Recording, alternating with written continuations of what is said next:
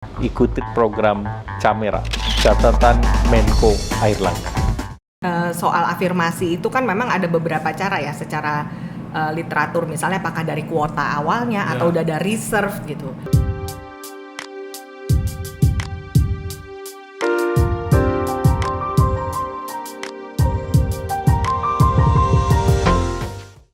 Mereka suka perubahan yang terus menerus, yang begitu cepat berubah setiap saat. Nah, kalau orang nggak suka kedalaman, lalu kemudian diberi kepercayaan untuk menyusun kebijakan gimana? Thank you Bung Sebas, itu pertanyaan yang menarik dan kritis dan cukup reflektif ya. Kami memang berencana untuk membuat beberapa series terkait studi-studi seperti itu yang cepat juga kita lakukan karena menarik untuk melihat positioning anak muda soal politiknya menjelang pemilu, persepsinya juga terutama ke dalam dirinya.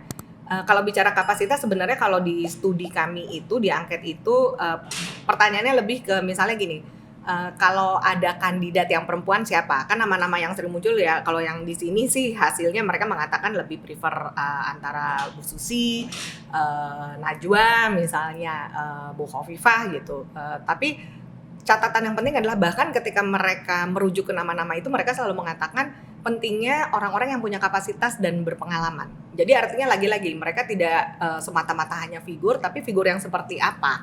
Nah itu menarik gitu. Dan kembali ke pertanyaannya Bung Sebas, ya itu juga bisa menjadi masukan dalam studi kami juga ya. Apakah yang muda akan memilih yang muda? Karena di kasus untuk mendorong afirmasi perempuan ini gagal. Perempuan pilih perempuan tuh gagal ternyata. Nah, kita juga makanya kita mendorong bagaimana kandidat-kandidat ini melihat pentingnya merit system, kapasitas mereka, networking atau modal sosial mereka untuk menjadi sesuatu yang catchy, yang bisa menarik pemilih muda untuk memilih mereka. Ya makanya kampanyenya tuh harus berdasarkan riset, harus responsif, relevan gitu. Ya, karena kan begini, advokasi dari teman-teman itu kan mendorong partai politik supaya partai politik itu akomodatif terhadap generasi muda, terhadap perempuan. Nah, dalam banyak kesempatan, ketika partai politik membuka diri untuk perempuan, misalnya untuk anak-anak muda, justru mereka nggak siap gitu. Nah, itu gimana melihat itu? Topik soal kesetaraan gender harus diberikan sama gitu, baik terhadap anggota yang laki-laki, perempuan maupun gender lainnya misalnya seperti itu. Dan saya pikir harusnya nggak kurang-kurang ya, partai-partai itu kan juga punya senior-senior yang pernah berpengalaman, apakah itu di eksekutif atau di legislatif, yang bisa memberikan konteks nih pengalaman real. Tapi faktanya partai politik susah loh mencari apa? caleg perempuan misalnya. Itu pengalaman dari pemilu ke pemilu.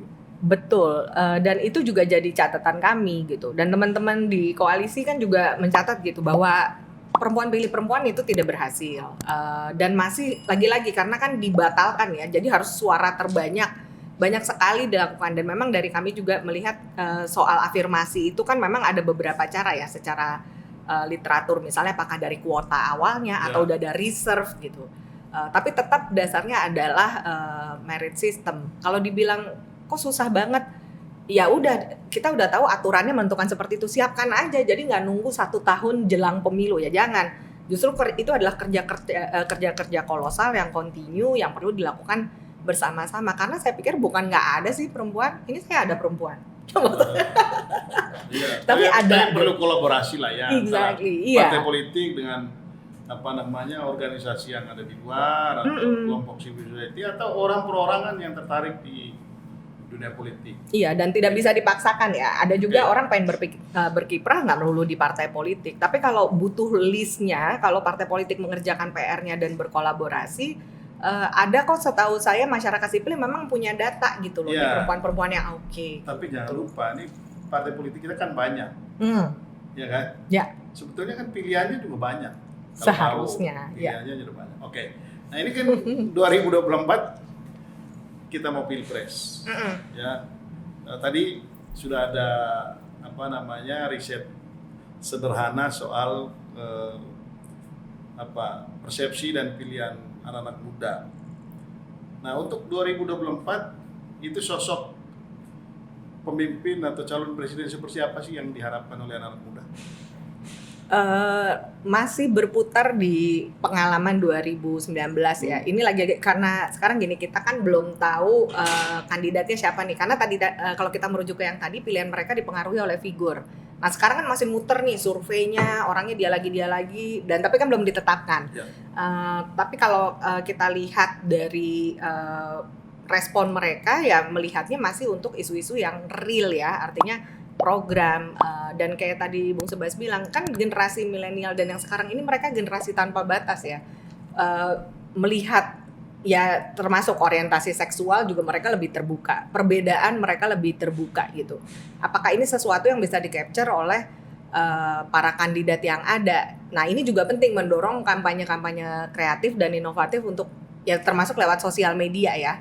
Tapi apa pertimbangan penting dari anak-anak muda untuk calon presiden yang akan datang? Program, lebih ke program ya. Oh, lebih ke program. Ya, jadi dan itu juga nggak lepas dari partai politik gitu, dan menyenangkan juga pas melihat bahwa, dan ini kita perlu cek lagi nih di studi like ini kan pas kemarin nih April dan Mei, nanti kalau udah ada kandidatnya ya itu akan mengerucut lagi pertanyaannya, kandidat seperti apa. Tapi setidaknya kita, ya itu yang saya bilang tadi, kita hopeful dan optimis karena setidaknya respondennya menjawab hal-hal yang sifatnya realistis, isu-isu kebijakan, lalu membicarakan tuh bukan politik identitas atau fitnah atau hoax segala macam, tapi lebih bagaimana kandidat itu punya visi misi, bisa mendorong keberagaman dan toleransi, dan punya kapasitas, itu yang penting gitu. Oh gitu ya, kapasitas itu menjadi itu ya. Iya, menjadi pertimbangan. Yang...